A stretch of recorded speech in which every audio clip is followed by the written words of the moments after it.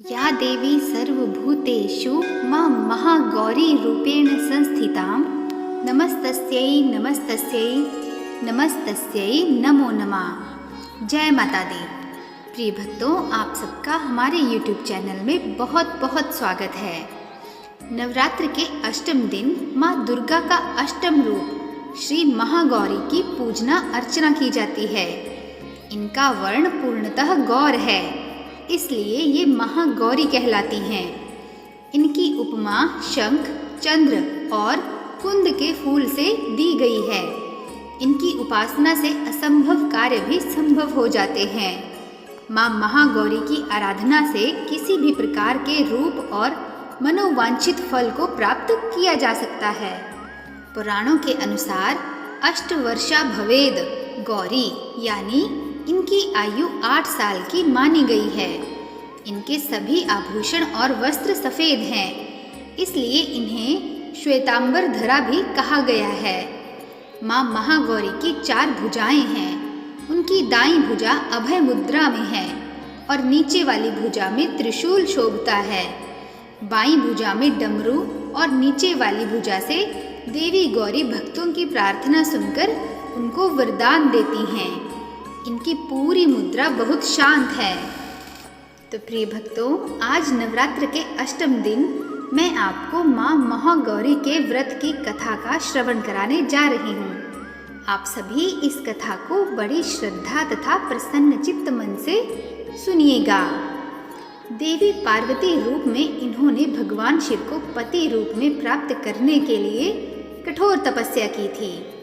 एक बार भगवान भोलेनाथ जी पार्वती जी को देखकर कुछ कह देते हैं, जिससे देवी के मन आहत होता है और पार्वती जी तपस्या में लीन हो जाती हैं। इस प्रकार वर्षों तक कठोर तपस्या करने पर जब पार्वती नहीं आती तो पार्वती को खोजते हुए भगवान शिव उनके पास पहुंचते हैं।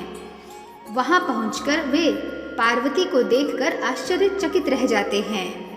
पार्वती जी का रंग अत्यंत ओजपूर्ण होता है। उनकी छटा चांदनी के समान श्वेत और कुंद के फूल के समान धवल दिखाई पड़ती है। उनके वस्त्र और आभूषण से प्रसन्न होकर देवी उमा को गौर वर्ण का वरदान देते हैं।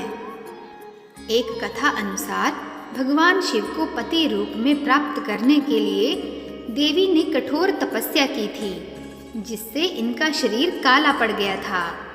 देवी की तपस्या से प्रसन्न होकर भगवान इन्हें स्वीकार करते हैं और शिवजी इनके शरीर को गंगा जल से धोते हैं। तब देवी विद्युत के समान अत्यंत कांतिमान गौर वर्ण की हो जाती हैं तथा तभी से इनका नाम गौरी पड़ा। महागौरी जी से संबंधित एक अन्य कथा के अनुसार एक सिंह काफी भूखा था। वह भोजन की तलाश में वहां पहुंचा जहां देवी उमा तपस्या कर रही थी। देवी को देखकर सिंह की भूख और बढ़ गई, परंतु वह देवी के तपस्या से उठने का इंतजार करते हुए वहीं बैठ गया। इस इंतजार में वह काफी कमजोर हो गया। जब देवी तप से उठी तो सिंह की दशा देखकर उन्हें उस पर बहुत दया आई और माँ ने उसे अपनी सवारी बना लिया, क्योंकि एक प्रकार से उसने भी माँ के साथ तपस्या ही की थी। इसलिए देवी गौरी का वाहन बैल और सिंह दोनों ही है। नवरात्र के 8वें दिन माँ महागौरी के व्रत में माँ महागौरी स्तोत्र का पठन या श्रवण भी अवश्य करना चाहिए। माँ महागौरी स्तोत्र इस प्रकार है। ओम रक्ष रक्ष जगन्माते देवी मंगल चंडिके हारिके विप्रार्षे हर्ष मंगल कारिके हर्ष मंगल दक्षे च हर्ष मंगल दायिके शुभे मंगल दक्षे च शुभे मंगल चंडिके मंगले मंगल्याहर च सर्व मंगल मंगले सता मंगल दे देवी सर्वेशा मंगल लालये पूजय मंगलवारे च मंगलाभीष्ट देवते पूज्ये मंगल भूपस्य मनुवंशस्य संततम मंगलाधिष्ठात देवी मंगलांच मंगले संसार मंगलाधारे पारे च सर्वकर्मणाम देव्याश्च मङ्गलं स्तोत्रं यः शृणोति समाहितः प्रतिमङ्गलवारे च पूज्ये मङ्गलसुखप्रदे। तन्मङ्गलं भवेत्तस्य न भवेत्तद् मङ्गलं वर्धते पुत्रपौत्रश्च मङ्गलञ्च दिने दिने। मां रक्ष रक्ष रक्ष ॐ मंगल मंगले इति मंगलागौरी स्तोत्रम संपूर्णम। प्रिय भक्तों, अब महागौरी के व्रत की कथा तथा माँ महागौरी स्तोत्र के बाद अब मैं आपको माँ दुर्गा सप्तशती के अध्याय की कथा का श्रवण कराने जा रही हूँ। आप सभी इस अत्यंत पावन तथा मंगलकारी कथा का पूर्ण श्रवण अवश्य करिएगा। माँ दुर्गा सप्तशती के 9वें अध्याय की कथा अनुसार महर्षि मेधा ने कहा कि रक्त बीज के मारे जाने पर शुंभ और निशुंभ को बड़ा क्रोध आया और अपनी बहुत बड़ी सेना का इस प्रकार सर्वनाश होते देखकर निशुंभ देवी पर आक्रमण करने के लिए दौड़ा।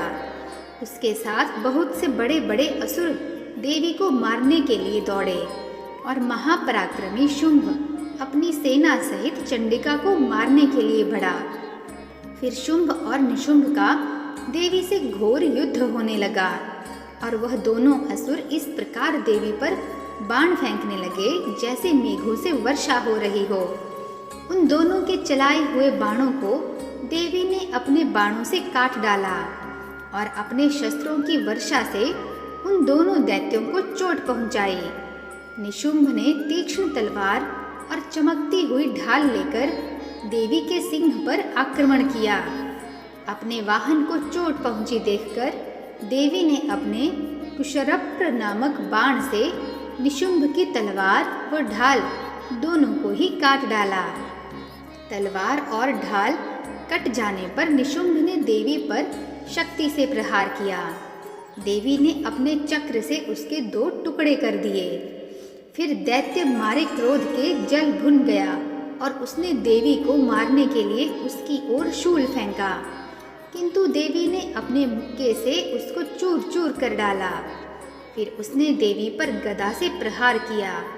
देवी ने त्रिशूल से गदा को भस्म कर डाला। इसके पश्चात वह फरसा हाथ में लेकर देवी की ओर लपका। देवी ने अपने तीखे बाणों से उसे धरती पर सुला दिया। अपने पराक्रमी भाई निशुंभ के इस प्रकार से मरने पर शुंभ क्रोध में भरकर देवी को मारने के लिए दौड़ा।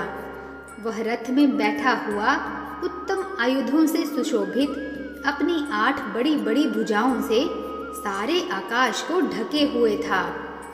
शुंभ को आते देखकर देवी ने अपना शंख बजाया और धनुष की टंकोर का भी अत्यंत दुस्सह शब्द किया। साथ ही अपने घंटे के शब्द से, जो कि संपूर्ण दैत्य सेना के तेज को नष्ट करने वाला था, संपूर्ण दिशाओं में व्याप्त कर दिया। इसके पश्चात देवी के सिंह ने भी अपनी दहाड़ से, जिसे सुन बड़े बड़े बलवानों का मद चूर चूर हो जाता था, आकाश, पृथ्वी और 10 दिशाओं को पूरित कर दिया। फिर आकाश में उछलकर काली ने अपने दांतों तथा हाथों को पृथ्वी पर पटका।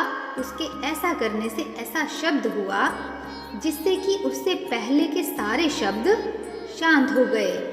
इसके पश्चात शिवदूती ने असुरों के लिए भय उत्पन्न करने वाला अट्टहास किया, जिसे सुनकर दैत्य थर्रा उठे और शुंभ को बड़ा क्रोध हुआ। फिर अंबिका ने उसे, अरे दुष्ट, खड़ा रह कहा तो आकाश से सभी देवता जय हो बोल उठे। शुंभ ने वहां आकर ज्वालाओं से युक्त एक अत्यंत भयंकर शक्ति छोड़ी, जिसे आते देखकर देवी ने अपनी महोल्लका नामक शक्ति से उसे काट डाला। हे राजन, फिर शंभु के सिंहनाद से तीनों लोक व्याप्त हो गए और उसकी प्रतिध्वनि से ऐसा घोर शब्द हुआ जिसने इससे पहले के सब शब्दों को जीत लिया। शुंभ के छोड़े बाणों को देवी ने और देवी के छोड़े बाणों को शुंभ ने अपने बाणों से काट सैकड़ों और हजारों टुकड़ों में परिवर्तित कर दिया। इसके पश्चात जब चंडिका ने क्रोध में भर शुंभ को त्रिशूल से मारा तो वह मूर्छित होकर पृथ्वी पर गिर पड़ा। जब उसकी मूर्छा दूर हुई तो वह धनुष लेकर आया और अपने बाणों से उसने देवी काली तथा सिंह को घायल कर दिया। फिर उस राक्षस ने 10,000 भुजाएं धारण करके चक्रादि आयुधों से देवी को आच्छादित कर दिया। तब भगवती दुर्गा ने कुपित होकर अपने बाणों से उन चक्रों तथा बाणों को काट डाला। यह देखकर निशुंभ हाथ में गदा लेकर चंडिका को मारने के लिए दौड़ा। उसके आते ही देवी ने तीक्ष्ण धार वाले खड्ग से उसकी गदा को काट डाला। उसने फिर त्रिशूल हाथ में ले लिया। देवताओं को दुखी करने वाले निशुंभ त्रिशूल हाथ में लिए हुए आता देखकर चंडिका ने अपने शूल से उसकी छाती पर प्रहार किया और उसकी छाती को चीर डाला। शूल विदीर्ण हो जाने पर उसकी छाती में एक उस जैसा ही महापराक्रमी दैत्य ठहर जा कहता हुआ निकला। उसको देखकर देवी ने बड़े जोर से ठहाका लगाया। अभी वह निकलने भी न पाया था कि उसका सिर अपना तलवार से देवी ने काट डाला। सिर के कटने के साथ ही वह पृथ्वी पर गिर पड़ा। तदनंतर सिंह दहाड़ दहाड़ कर असुरों का भक्षण करने लगा और काली शिवदूती भी राक्षसों का रक्त पीने लगी। कौमारी की शक्ति से कितने ही महादैत्य नष्ट हो गए। ब्रह्मा जी के कमंडल के जल से कितने ही असुर समाप्त हो गए। कई दैत्य माहेश्वरी के त्रिशूल से विदीर्ण होकर पृथ्वी पर गिर पड़े और वराही के प्रहारों से छिन्न भिन्न होकर धराशायी हो गए। वैष्णवी ने भी अपने चक्र से बड़े बड़े महापराक्रमियों का कचूमर निकालकर उन्हें यमलोक भेज दिया और ऐन्द्री से कितने ही महाबली राक्षस टुकड़े टुकड़े हो गए। कई दैत्य मारे गए, कई भाग गए। कितने ही काली शिवदूती और सिंह ने भक्षण कर लिए। तो प्रिय भक्तों, आप सब भी प्रेम से बोलिए जय माता दी। आशा करती हूँ कि मेरे द्वारा सुनाई गई यह कथा आपको अत्यंत पसंद आई होगी। यदि आपको यह कथा पसंद आई हो तो चैनल को लाइक, शेयर तथा सब्सक्राइब अवश्य कीजिएगा तथा कमेंट्स में जय माता दी अवश्य लिखिएगा। मिलते हैं नेक्स्ट वीडियो में। तब तक के लिए जय श्री कृष्णा। नमस्कार।